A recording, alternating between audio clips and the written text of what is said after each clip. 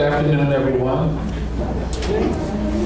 My name is Robert Joseph Taylor. I'm the director of the Program for Research on Black Americans, and I'm a professor in the School of Social Work.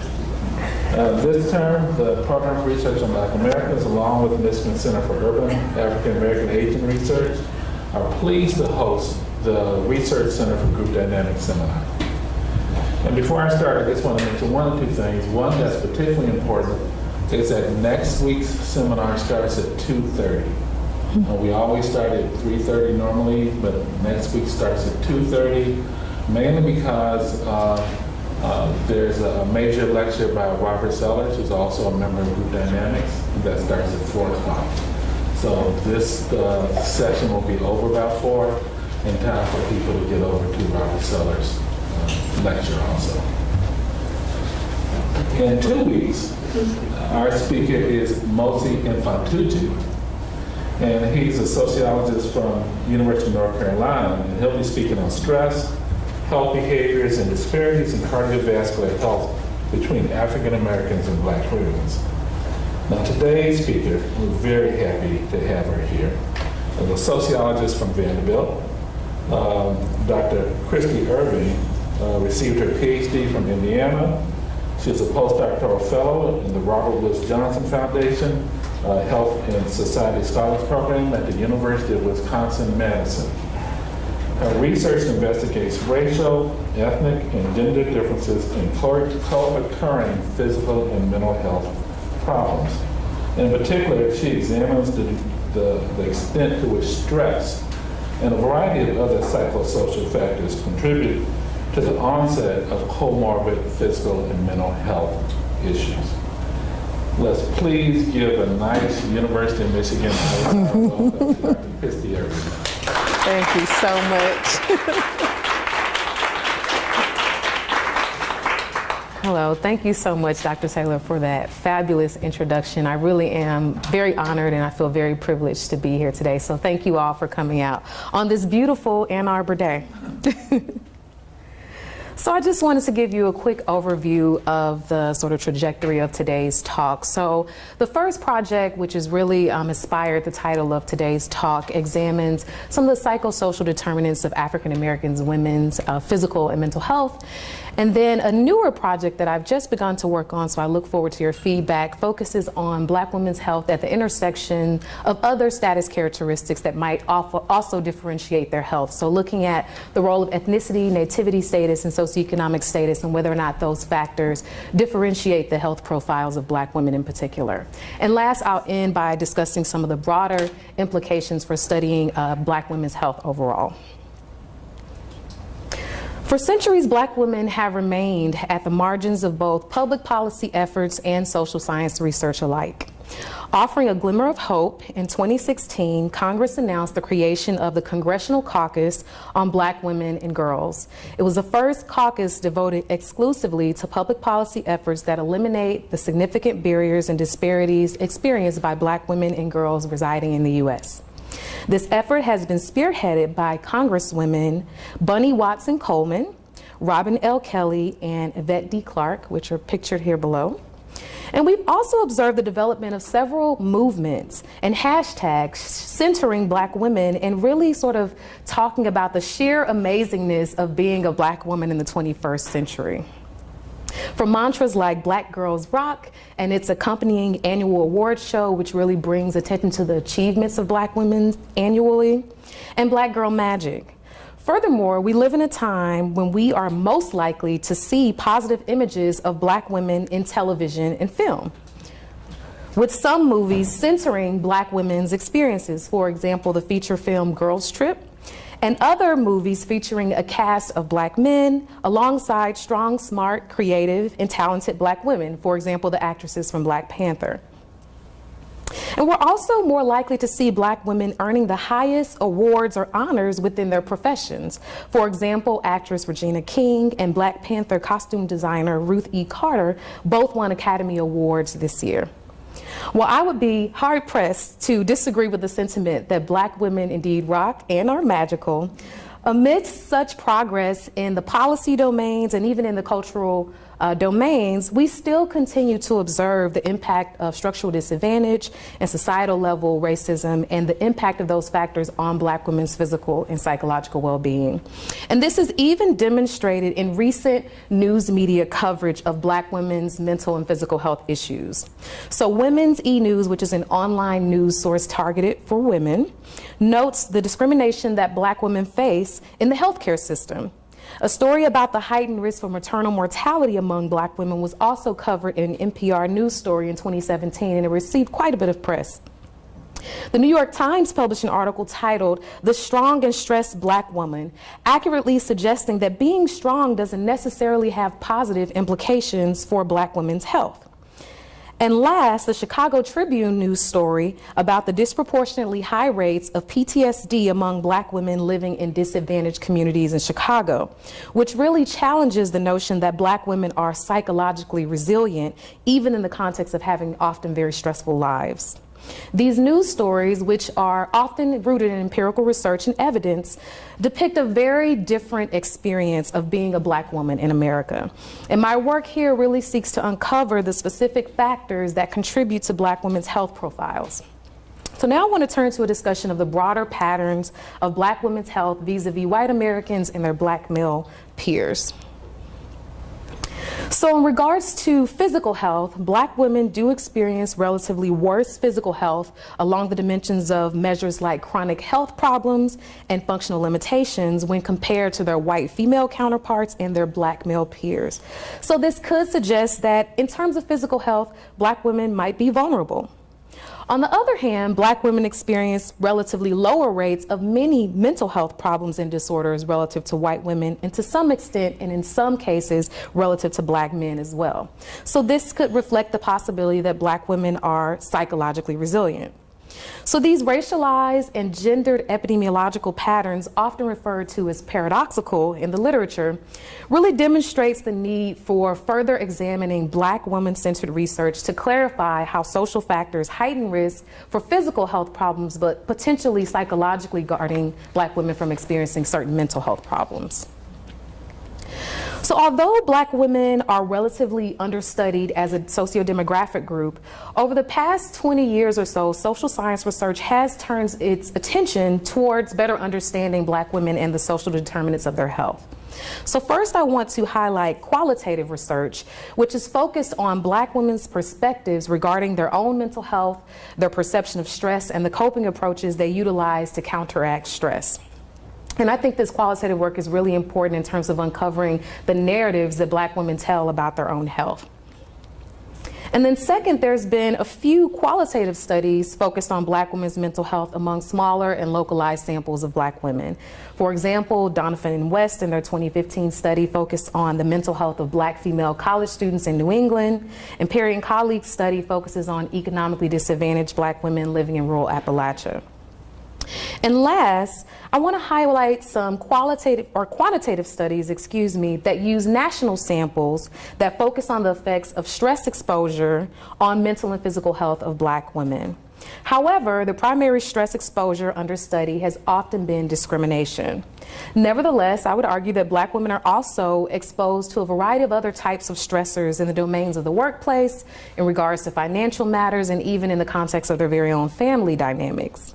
So this study really seeks to build on this prior research by taking into account stress across various domains and contexts in the lives of Black women. And while I cannot promise that I will deliver on the universe of all stressors to which Black women could potentially be exposed, I do think I improve on past research by focusing on these various domains of stress, because most of the prior work had focused specifically on discrimination stress and race-based related stress. Furthermore, there's been less of an emphasis on psychosocial resources such as social support and religious coping. However, such access to these types of resources might mitigate the impact of stress exposure on Black women's health. So in this study, I draw from the stress process model as my primary theoretical framework, and was developed by sociologist Lynn Perlin in the early 1980s. And the stress process model could potentially provide a useful set of explanatory mechanisms for understanding Black women's health. So there are four major components. The first being social and economic statuses, the second stress exposure, the third psychosocial resources, and finally, last but not least, the health outcomes. So the social and economic statuses are status characteristics that accord differential worth to individuals and also tend to be a significant part of a person's self-identification. So the primary social statuses considered in sociological mental health research include race, gender, socioeconomic status, and to a lesser extent sexual orientation. So the stress process model proposes that lower social status will be associated with both higher levels of exposure to stress and fewer psychosocial resources that could potentially produce elevated risk of health problems. In this sense, the social and economic statuses can impact all other three components of the stress process.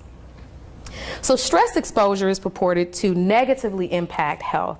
Stress exposure is typically measured using life event checklists that includes the occurrence of negative events that have occurred in a person's life. And increasingly, discrimination stress has become an important stressor to study in terms of understanding the health of racial minorities in particular. Third, having access to psychosocial resources is purported to positively impact health. Psychosocial resources can include psychological self-concepts like self-esteem, self-efficacy, and mastery. And it also can include social resources like social support and coping resources such as religion and spirituality. And the stress process model also emphasizes the role of psychosocial resources as particularly important mediators of the stress and health association. In other words, the presence of these psychosocial resources may be able to potentially counteract the negative impact of stressors on health. So using national data here, I assess the extent to which stress exposures and psychosocial resources impact Black women's mental and physical health in particular. So this brings me to the research questions that are guiding this first project. So first, what stress exposures and psychosocial resources contribute to the physical and psychological health profiles of Black women? And second, to what extent do these psychosocial resources mediate the stress health association among Black women? So this is sort of to give you a visual overview of the ways in which I apply this theoretical framework in understanding Black women. So Black women, of course, operate at the intersection of their race and their gender. So they're the social status group that I'm seeking to understand here. I include 4 measures of stress exposure, including discrimination, chronic stress, financial strain, and family conflict. The 4 psychosocial resources I utilize include social support, mastery and self-esteem, religious involvement, and religious coping. And the 2 health outcomes I use are depressive symptoms for mental health and self-rated health for physical health. So I'm sure many of you in this room are familiar with these data, but I'll still tell you a little bit about it. So I use the National Survey of American Life, or the NSAL data. It's a national probability sample of Black identified individuals in the United States. Face-to-face interviews were conducted that lasted about 2.5 hours, and these data were collected in the early 2000s. So the overall sample size for the NSAL data is a little over 6,000, but for here I restricted my analysis to only African American identified, and I should also say US born women. So I end up with a sample size of a little over 2,000 after conducting list-wise deletion for the regression analysis. So just to tell you a little bit more about these stress exposure measures, so I use the Williams et al. Major Discrimination Index as well as the Everyday Discrimination Scale. And then I included a past month chronic stress index, which includes 10 items. And some of the examples of the items is the respondents were asked in the past month, had they been a victim of a crime or had difficulty with the police or had job problems or problems with their children. And there's one indicator of financial strain, which asks the respondents the extent to which they worry that their total income would not be enough to meet their expenses. And last, I constructed a family conflict index comprised of 3 items that ask respondents the extent to which family makes too many demands, criticize you in the things you do, or try to take advantage of you. In terms of the psychosocial resource measures, I ended up constructing a social support index, which includes items like whether the respondent is married or cohabiting, contact with family and friends, closeness with family and friends, and feeling loved and cared for by family. Then I include the Perlin and Schuler mastery scale, the widely used Rosenberg self-esteem scale, and then several measures of religious involvement following in past research, so including a measure of church attendance, but also non-organizational religious participation. So some of the items that comprise that particular measure include the extent to which respondents pray outside of a religious sort of corporate worship experience, and also whether or not they view religious materials online or view it on television or listen to it on the radio. And then I also include 2 overall measures of religiosity and spirituality. And last but not least, I include 2 measures of religious coping, including whether or not respondents look to God for strength and whether or not they use prayer in stressful situations. In terms of the health measures, I use the CESD scale, the 12-item version. And I use OLS regression, and then self-rated health for the physical health measure. And it's a 5-point scale, which ranges from poor, fair, good, very good, and excellent. And I use ordered logistic regression for the analysis. And I also control for these 3 indicators of socioeconomic status, age, as well as region. So now just to give you a descriptive characterization of the sample. So in terms of the health outcomes, we see that the mean for depressive symptoms is quite low on a scale from 0 to 33, it's 7. And in terms of self-rated physical health, we see that the mean is a little above the middle category of good. So it's 3.34 with the range of 1 to 5. In terms of stress exposure, we see that relatively low major discrimination, considering the range, relatively low everyday discrimination, chronic stress, financial strain. That category is closest to the experiencing a little bit of financial strain, and then family conflict is relatively low as well in this sample. So the other thing I wanted to point out in terms of the psychosocial resources, they all are really quite high. So for the social support index that ranges from 0 to 6, the average or mean is 4.88. Mastery and self-esteem are really high as well. And for all of the measures of religious involvement, as well as religious coping, we see very high levels of religious involvement among Black women, as well as religious coping. And this is consistent with some of the work that has already been published by amazing people in this room, including Linda Chatters and Dr. Taylor. So this is sort of a confirmation of past research in terms of access to these psychological resources. They're relatively high among Black women. So now in terms of how I constructed my regression models. So for the first question, what stress exposures and psychosocial resources contribute to Black women's health? I first run model 1, which just has the stress exposure measures in the model so that I can look at the independent effect of stress. And then I include in model 2 solely the psychosocial resources. And then for research question 2, to what extent do these resources mediate the stress health association? I end up including stress exposure and psychosocial resources in the same model, and I compare the effect of stress from models 1 to model 3 to see if there was any change in the coefficients after adding in the psychosocial resources to test for mediation. And I also wanted to note that these analyses apply survey weights so that I can account for the unequal probabilities of selection, non-response and design effects in the sample. And then I also show standardized beta coefficients in order to compare the relative impact of each measure on health. So this is table 2, which provides the standardized coefficients for an OLS regression of depressive symptoms. And statistically significant coefficients are presented here, and NS indicates a non-statistically significant coefficient, just for ease of interpretation. So in this first model, we do observe, as we had expected, that 4 of these stress exposure measures are associated with higher depressive symptoms. In other words, everyday discrimination, chronic stress, financial strain, and family conflict are all associated with higher depressive symptomatology among Black women. So model 2, which includes the psychological resources as well as the controls, we see in terms of the collective effects of psychosocial resources that self-esteem and church attendance are associated with lower or fewer depressive symptoms. However, somewhat counterintuitively, I actually see a positive effect of non-organizational religiosity, which suggests that non-organizational religiosity is associated with higher depressive symptoms. So this is somewhat unexpected and counterintuitive. So I look forward to receiving some of your feedback about what might be going on with non-organizational religiosity and why might it be associated with higher depressive symptoms among Black women. And last, to assess whether psychological resources buffer the effects of stress exposure on health, Model 3 includes all the stress measures as well as the psychosocial resources. And there are a few notable results. So first, everyday discrimination, chronic stress, and financial strain all remain associated with depressive symptoms. However, the effect sizes are smaller when we compare the coefficients in Model 1 to those in Model 3, which suggests that there might be some partial mediation. So these coefficients were reduced by 22%, 20%, and 34% respectively.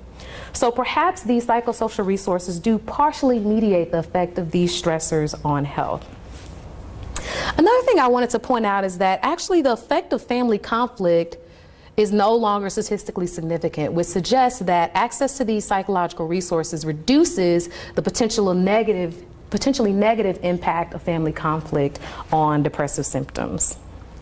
The third thing I wanted to note is that in terms of the R-squared, so that is to what extent do these factors explain variation in depressive symptoms, we see that for Model 1 it's about 37%, for Model 2 it's about 35%, but collectively when we look at both psychological resources and stress exposures, about 45% of the variation in depressive symptoms is accounted for by these factors as well as the controls.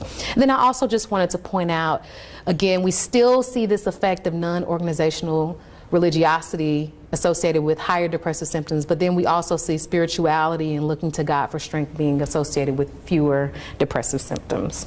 So now I'm going to move to the findings for self-rated health. So in the self-rated health models, I include odds ratios. So the odds ratios that are greater than 1 reflect higher or better self-rated health, and those that are less than 1 indicate lower self-rated health. So in the stress exposure model, we only see that chronic stress is associated with lower self-rated physical health. Then we look at psychological resources. We see that self-esteem is associated with better self-rated health, as well as spirituality. However, and again, counterintuitively, we still see this effect of non-organizational religiosity, whereby higher religiosity is associated with lower self-rated physical health.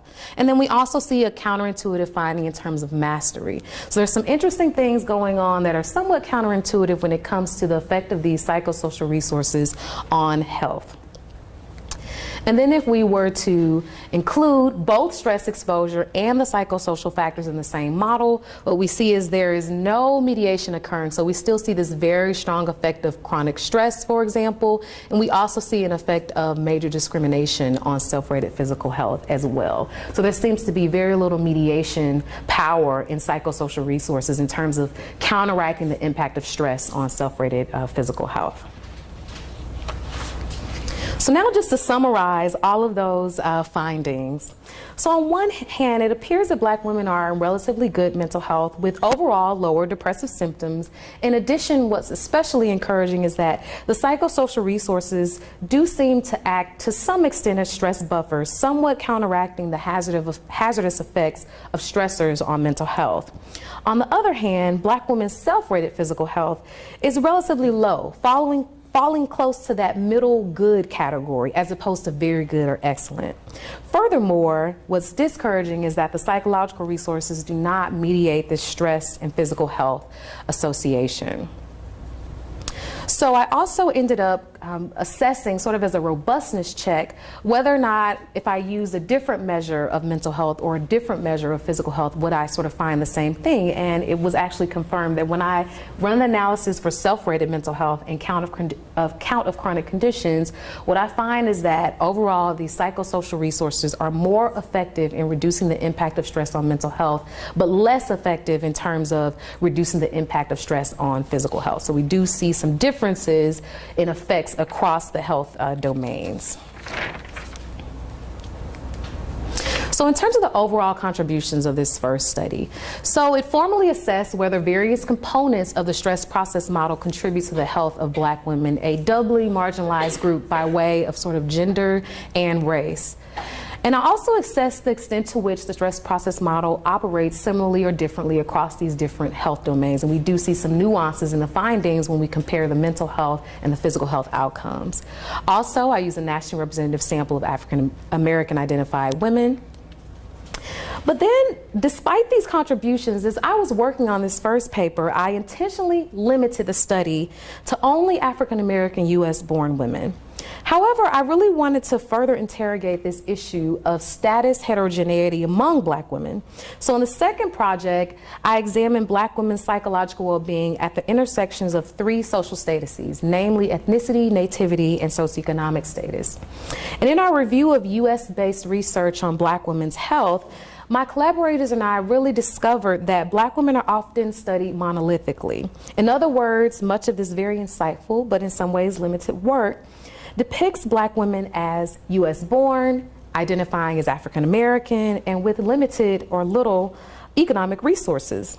However, a growing proportion of the African American or Black population, shall I say, actually hail from a variety of different countries. For example, Jamaica, Haiti, Trinidad and Tobago, and the Dominican Republic, just to name a few. In addition, Black women are one of the most educated socio-demographic groups in the United States, which really speaks to the socioeconomic diversity among Black women that often gets lost in some of the literature on Black women's health. So in the second paper, we really draw attention to this status diversity within the Black female population. So these are the research questions that guide project number 2. So to what extent does the mental health of Black women vary along the dimensions of ethnicity, nativity, and SES? And second, sort of drawing again, pulling on the stress process model, does differential exposure to stress and access to these psychosocial resources explain any differences that might emerge in mental health among Black women? So for this study, I draw from the intersectionality framework, which really places emphasis on these interlocking and mutually reinforcing relationships among multiple systems of oppression. Intersectionality really attends to the unique social location of an individual at the intersection of multiple stratification systems. In other words, one form of stratification, for example, racism, cannot really fully be understood without thinking about how it operates in tandem with other forms of stratification, for example, sexism.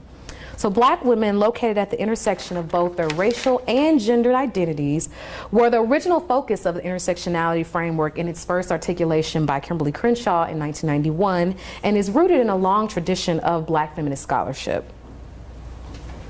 So in terms of intersectionality, so it seems that health scholars in some ways have caught up. Health scholars are increasingly incorporating intersectionality in their theory and in their methodologies, as demonstrated by some of these very useful review pieces here. So I also included some empirical examples of articles that have recently drawn attention to individuals at the intersection of multiple status identities. And most recently, Brown and colleagues in a 2006 Journal of Health and Social Behavior piece really look at the intersections among not just race, gender, and class, which are the most commonly studied, but also thinking about age and how that really differentially leads to a variety of different health trajectories. And then I also was able to locate a review piece by Banks and Conewood in 2002 that focused on intersectionality as a useful framework for better understanding the mental health of Black women. And so I really build on that notion of using intersectionality to better understand Black women's mental health. So here what I do, in addition to thinking about Black women at the intersections of their race and gender, I also think about the roles of ethnicity, nativity, and socioeconomic status. So what do we know in general about how these statuses impact mental health? So in terms of ethnicity, we know that overall, African Americans experience higher rates of mental illness compared to their Afro-Caribbean counterparts, thanks in large part to the INSAL data. And we also know in terms of socioeconomic status, low SES individuals overall experience higher rates of mental illness than their higher SES counterparts. However, there is some work by Hudson and Asari and others that suggest that this SES mental health gradient is not as pronounced among Black Americans, so we may not see as strong of an SES mental health association among Black women. And last, we know in terms of nativity status, foreign-born individuals experience lower rates of mental illness compared to their U.S.-born counterparts. So what this study does is assesses the extent to which the mental health of Black women is varied across these various status characteristics. So again, I use the INSAL data for this particular analysis, and I include a restricted sample of 2,871 respondents. So in terms of ethnicity, I distinguish between African American and Afro-Caribbean respondents. And I recognize, and I want to say this important caveat, I recognize that Afro-Caribbeans are a pan-ethnic group comprised of a variety of people from a variety of nations in the Caribbean. However, due to smaller sample sizes, I was unable to disaggregate this category. But for those of you who are interested, the majority of the Afro-Caribbeans in this particular sample are from Jamaica, Haiti, Trinidad and Tobago, and smaller representation from other Caribbean countries. In terms of nativity status, I distinguish between the U.S.-born and the foreign-born. And in terms of socioeconomic status, here I focus on education. And I use education as opposed to other SES indicators like income or occupational prestige because it's the easiest SES measure, conceptually speaking, to distinguish between low versus high SES. So SES factors like income might be different across different regional contexts. So for example, it's more expensive to live in the Northeast than it is in the South. And also the occupational codes based on the Bureau of Labor Statistics are quite broad in the data. And then another point I want to make is that the general literature suggests that the association between education and health is sort of the most robust among all of the SES indicators. So as you can see here, the largest groups in this particular sample include African American women who are U.S. born without a college education, so a little over 1,700 respondents fall into that category. And then the second largest group are Afro-Caribbean identified foreign born women without a college degree. And then we see here that our smallest group in terms of sample size is Afro-Caribbean US-born college-educated women. And so for that particular group and across the analyses, I relaxed the statistical significance test to p less than 0.10 just because the sample size is quite small there. But I didn't want to exclude this particular subgroup because I thought they would be really interesting theoretically and conceptually. Okay. So for the mental health measures, I include 3 for this particular study. So I've told you about the depressive symptoms measure in the previous project, but I also wanted to include other measures of mental health. Now, self-rated mental health is much more subjective and simply asks respondents to rate their current mental health status with the categories ranging from poor, fair, good, very good, and excellent. And though other formal diagnoses of mental disorder are important from a medical and treatment perspective, I thought it would also be important to assess how Black women evaluate their own mental health status. And last, I include an indicator of lifetime PTSD or post-traumatic stress disorder. And the reason why I focus on PTSD here is because I recently conducted a study with Courtney Thomas and Cleothea Frazier, which showed that Black women actually have substantially higher risk of lifetime PTSD compared to Black men as well as compared to white women. And so I thought because Black women are more likely to experience lifetime PTSD, it might be very interesting for us to examine this particular measure and look at status differences within lifetime PTSD among Black women. So I'm going to proceed by showing you the mean or prevalence scores for each measure, followed by the regression results for each mental health outcome. So this is the mean depressive symptoms score, and just to orient you to the graph, on the x-axis are the various groups, and the reference category is this largest group here, African American women who are US born without a college degree, and then I also have a bar here with the mean for the full sample. So we see in terms of the full sample, the mean depressive symptom score is about 7, and for the reference category, 7.49. But interestingly here, we do sort of see this socioeconomic status effect, this college effect, whereby college education is associated with fewer depressive symptoms across the three groups. And then we also see somewhat of a nativity effect as well, because regardless of educational status, Afro-Caribbean foreign-born women have significantly lower mean depressive symptom scores compared to the reference category here. So now in terms of the regression analysis, for that first question, to what extent does the mental health of Black women vary across these statuses? I simply adjust the model for a variety of socio-demographic factors. So I include other SES measures like income, home ownership, and employment status, but I also control for age, region, and then length of time in the United States. And then for the second question, does stress and psychosocial resources explain any of those differences? I add to Model 1 adjustments for all of those stress exposure measures and psychosocial resource measures that I included in the first paper. So this is Model 1, and what we see is actually once we control for socio-demographic factors, we still see that African American US-born women with college educations have lower risk for depressive symptoms. And again, African American US-born women without a college degree are the reference category, so they're always going to be 1 in these particular graphs. So then, once I adjust the model for access to psychosocial resources and stress exposure, we still see a very similar pattern. So we still see a lower risk among African American US-born college-educated women, and we also see a lower risk for Afro-Caribbean US-born college-educated women emerge as well. So what this tells us is that differences in stress exposure and psychosocial resources really don't account for why we observe differences in depressive symptom scores across these groups among Black women. So now moving to the results for self-rated mental health. Overall, for the full sample, we see that self-rated mental health is about 3.78. And again, this is our reference category, African American women who are US born without a college degree. And here we see a clear nativity effect, if you will, because foreign born women, regardless of education level, have significantly higher self-rated mental health compared to the reference category. So now when we adjust for socio-demographic factors, we still see this nativity effect, and is quite strong. Again, that self-rated mental health is significantly higher among foreign-born women regardless of educational attainment. And then when we adjust for psychological resources and stress exposure, we still see the same patterns emerge.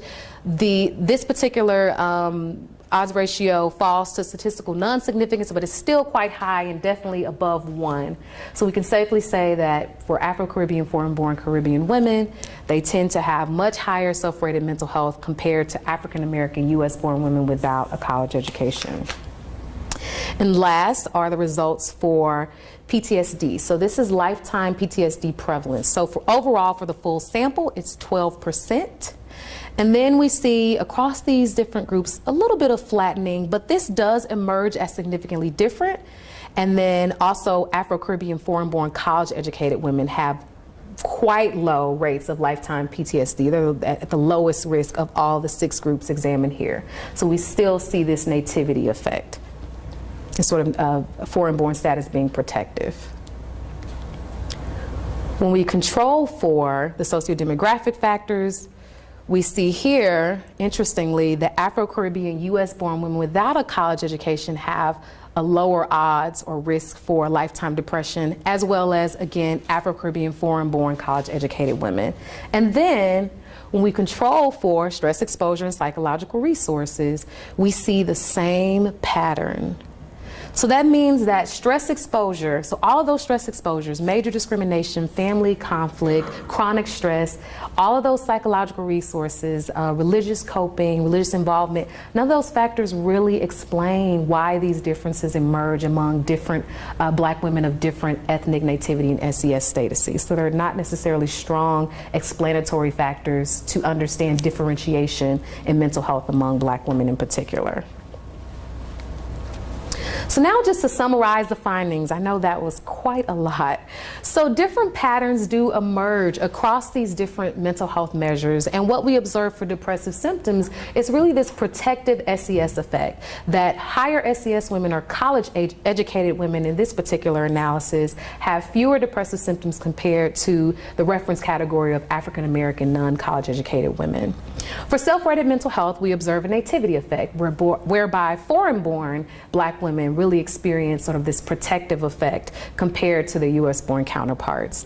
And then for lifetime PTSD, it's sort of a mixture of all three in some interesting ways. So ethnicity, nativity, and SES sort of collide in these interesting ways, but we certainly see the most advantaged or the lowest risk group being foreign-born Caribbean women who are college educated.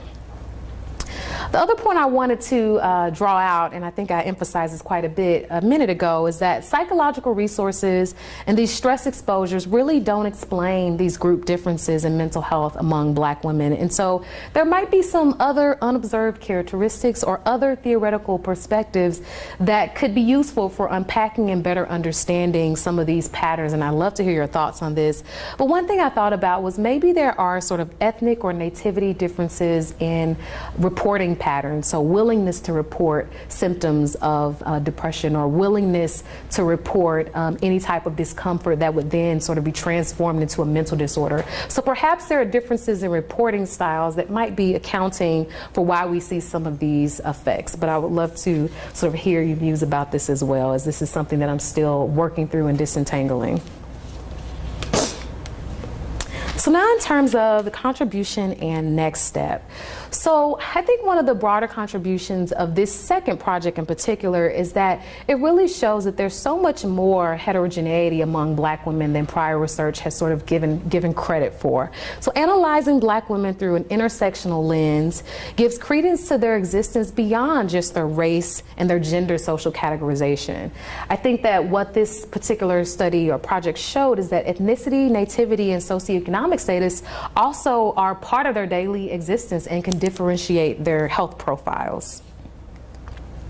And my next step is to then look at these intersections among Black women and their implications for physical health. So some of the measures I've been considering are obesity, just because of the disproportionately high rates of obesity among Black women, as well as chronic conditions and self-rated physical health. So now back to these broader implications of this work, and I kind of want to return to the title of my talk today. So in terms of physical vulnerability, overall, I think it's quite undeniable that in terms of physical health, Black women are indeed vulnerable. In fact, Black women's self-rated physical health is relatively lower compared to the average self-rated physical health for other race and gender demographic groups, and that's been demonstrated in other studies. Furthermore, though not measured here, Black women experience higher rates of a barrage of other types of physical health problems relative to other race gender groups, including, but not limited to, maternal mortality, number of chronic conditions, and physical limitations and disability. So what I also unveil is that psychological resources are not as effective in counteracting the impact of stress on their physical health. However, I think the issue of psychological resilience appears to be much more complex. Black women are in relatively good mental health in terms of depressive symptoms, as shown here, and also in terms of a variety of other types of mental health problems, as some of my research and others have shown.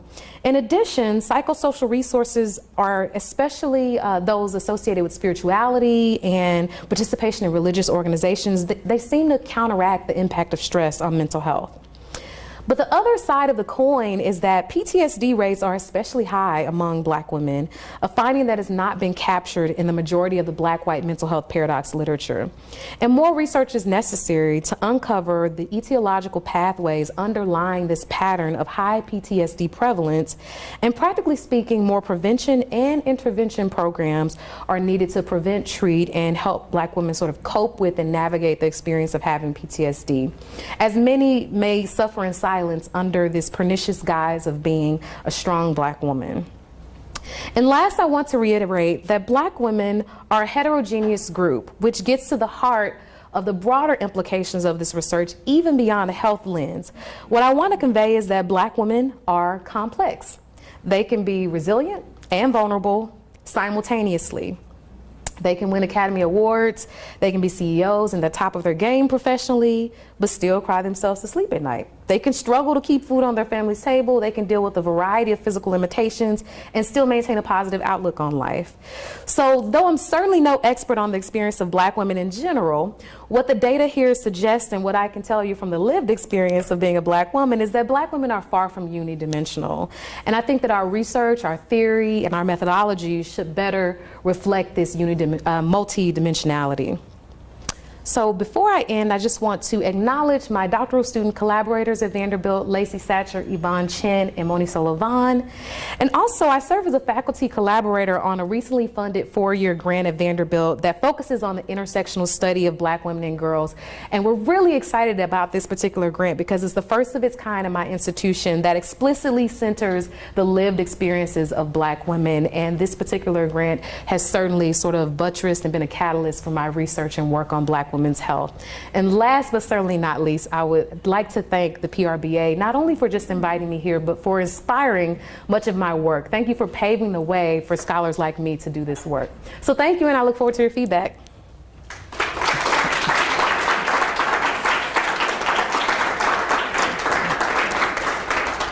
Thank you. Questions?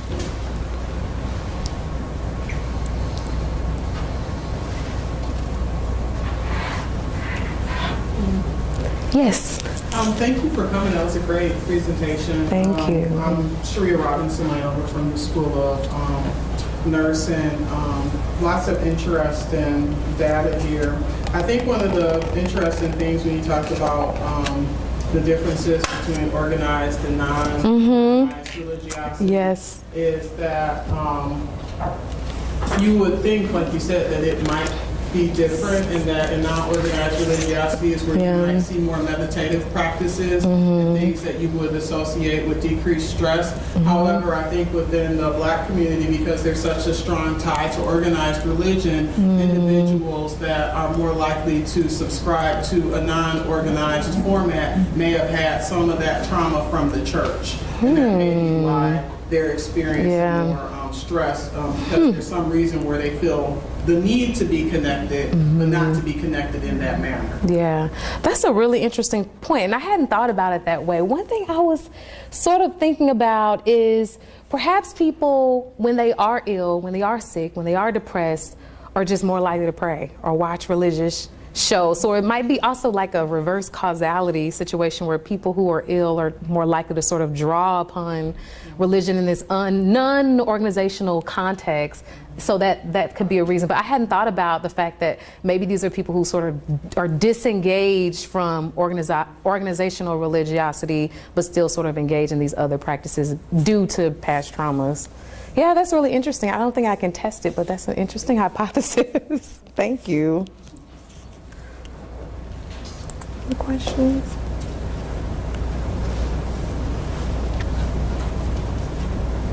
Yes, Linda. Thank you for an excellent presentation. Thank you. I wonder if you could hazard any ideas about how those psychosocial resources might work for Afro-Caribbean women who have fairly high rates of religious involvement, not quite as high as African Americans, but often adhere to profiles and denominational patterns that are different from African Americans. Any ideas or plans to follow up with thinking about how psychosocial resources relate to their Yeah, that's a really good point, because what I do in the second paper is I pull them all together so then I can only look at the effect overall of psychological resources. But certainly I think it would be useful to look at Afro-Caribbean women in and of themselves to see the independent effect of those resources. But you know, I don't have any immediate thoughts, but I know you do. So I'm looking forward to hearing what your thoughts are. But you are right that the religiosity is still quite high, but slightly lower compared to African Americans. I do know that much.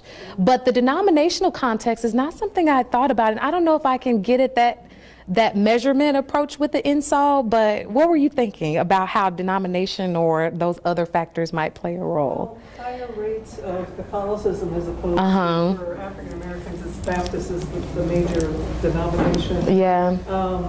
In other analysis, we find that Baptists tend to be more religious than other groups. And that includes Catholics as well. I was also thinking about the social support issues related to the extent to which people are identified with Afro-Caribbean communities in the U.S. Yeah. And sometimes that includes religious organizations that are focused on their particular countries of origin. So that might be another angle, but clearly you're getting a lot of things overlapping, religious involvement, social support. Right.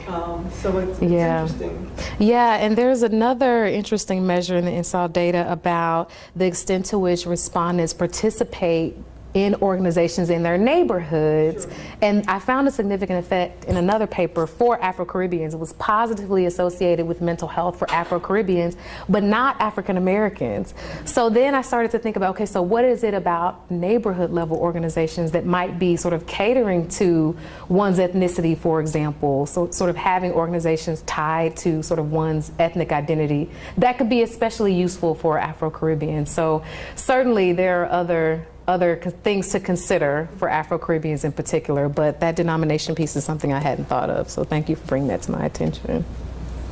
Yes, Brianna? Great talk. Thank you. I have two kind of lines of questions. I guess but maybe they're related. The first is, I guess I'm wondering about, so I really love that you use multiple measures, both physical and mental health in the mental health domain. And I'm struggling, or not struggling, but I'm wondering like sort of what your thoughts are around the different, I mean, even if they're not, even if the patterns are kind of similar, the takeaway is, different, talking about PTSD or SSD, celebrated mental health. And one of the things I was wondering is and to what degree is this about sort of the, and it's not my space, but like, I'm not familiar with this literature, but perhaps you are, that when people say, my self-rated health is good, what do they mean? And of course, like, it's that question, I believe, at least the self-rated physical health question is asked right now, today, right? But about some of the PTSD is actually lost a lifetime, and then Right. that's like past week or past 2 weeks. Right. So there's so part of me thought like perhaps it's something about like very immediate, like I feel tired right now, or but so I guess one question is about sort of like what does that mean, and sort of is there a way that we can get at what the meaning is behind that might explain some of the patterns? And then the second thing, I guess related to that, is there any worth looking at something like PTSD over that lifetime? Because those folks will have recovered. Yep. And were remitted, right? Not currently meet criteria.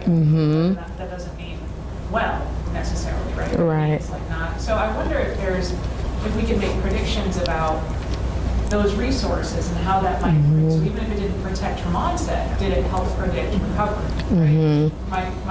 And I like that idea. Less work.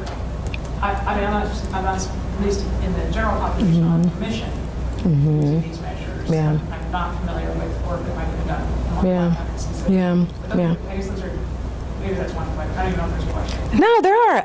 I gathered multiple questions. I want to answer two. But the first one about PTSD and my decision to focus on lifetime. So part of that was a sample size issue, just having a sufficient number of people in that category, right? But with these data, they do have information on 12-month PTSD as well as past 30 days PTSD. So it might be interesting to sort of put those measures together to look at people who have sort of had it persist and people who sort of recover. I think that's a really interesting idea. I don't know if I'll have enough statistical power to do that, but I do think that is interesting and something worth further exploring, because those could be sort of different groups, experientially speaking. And then this question about self-rated health. So self-rated health is one of the most commonly used physical health indicators in sociology in particular, but there are some issues with self-rated health for the very reason that you mentioned, right? That people are sort of using using different data, if you will, to sort of report on what their self-rated health is. And there's been, you know, all of these really nice review pieces by Idler and Benyamini and others that show that self-rated health is associated with morbidity and mortality. However, some more recent work has shown that these associations are weaker for racial minorities. And there are different meanings attached to self-rated health for women versus men. And a lot of that has to do with healthcare access or knowledge of the health problems that they have. So I do think that it is a problematic measure. And in some ways I use it so that my work can sort of speak to other medical sociologists. But I don't know how much I feel secure about solely using self-rated health moving forward. But then the problem with reported chronic health conditions is a similar bias where people may be unaware that they have certain types of physical health problems because they're not interacting with the healthcare system. So there are going to be issues with any self-reported health measure, but I do think self-rated health is worth some further investigation, especially when you're talking about disparities or racial minorities in particular. Yeah. Yeah. And I agree with that, because I've used both in mixed methods where you find that sometimes there's a discrepancy in teaching. And so you'll have someone that like will spend like 30 minutes talking about all of the challenges that they're experiencing with their health, and then they'll say, you know, you ask them like, well, what is this stopping you from doing? You know, and they'll be like, oh, I can do everything. Yeah. They just got done talking about all the things that they couldn't do. Yeah. So it's very perceptual, kind of psychological too. Yeah. Other comments? Yeah, and I wanted to also say really quickly, the self-rated mental health measure is relatively newer, but there's been some work. There was a JHSB piece that came out recently, I think it was this past year, that looked at how self-rated mental health sort of links on to whether or not people actually have mental disorders. And it does seem to link on, but I don't know if that is across gender and race ethnicity. So I still, you know, feel some concerns about that measure too. Yeah. We have a paper coming out in Gerontologist that looks at the sort of congruence, if you will, between the necessity measures of progressive depression, CD, which I mean, it's not what you're using here for depression, but, and the CAPAs are like 0.04. Like they don't agree. Wow. And they're, I mean, this is in the health and retirement studies. So Yeah. This is not nurse specific.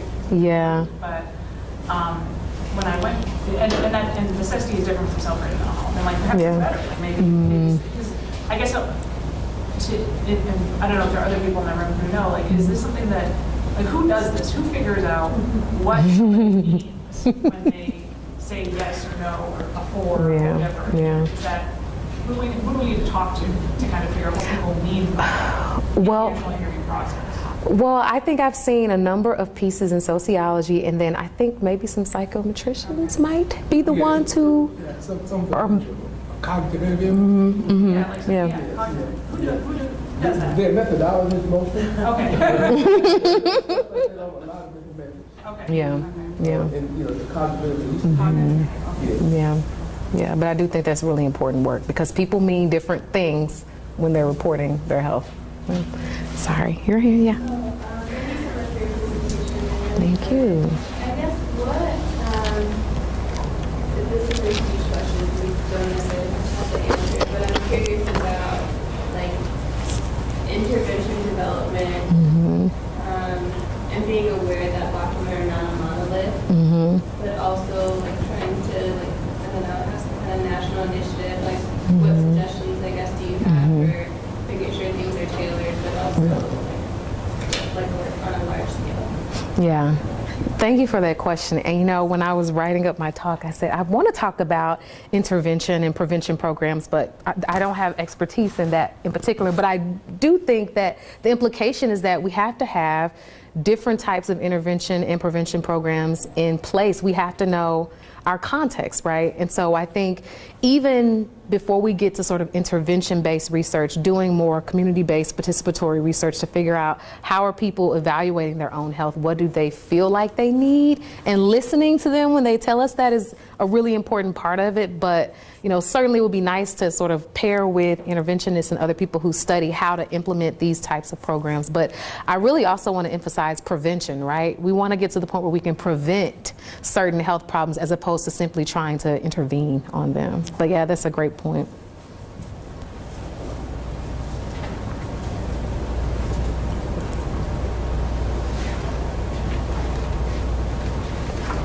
Okay, we'll let that be the last. Thank you all.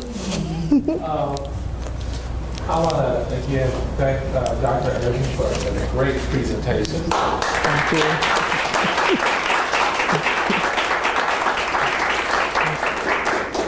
And she'll be here for another 25 minutes or so, up until about 5 o'clock. So if you have any questions or any comments, or you want to direct one-on-one, feel free to. So again, hopefully we'll see many of you next week, same room, but at 2:30. Thank you.